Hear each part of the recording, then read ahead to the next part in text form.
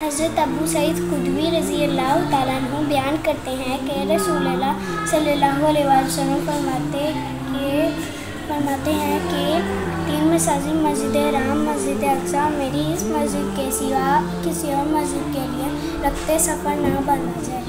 اللہ کے رسول نے فرمایا جو شخص رمضان کے سارے روزے رکھے، بعد میں شوال کے 6 روزے رکھے، گویا اس نے زمانے کے مسلسل روزے رکھے۔ حضرت ابو ہریرہ رضی اللہ عنہ سے روایت ہے کہ انہوں نے رسول اللہ صلی اللہ علیہ وسلم کو فرماتے ہوئے سنا، اگر تمہارے گھر کوئی شخص آ جھانکے تو تم اسے کنگھی اٹھا کر مارو جس کی وجہ سے اس کی آنکھ پھوٹ جائے اور تم پر کوئی گناہ نہیں۔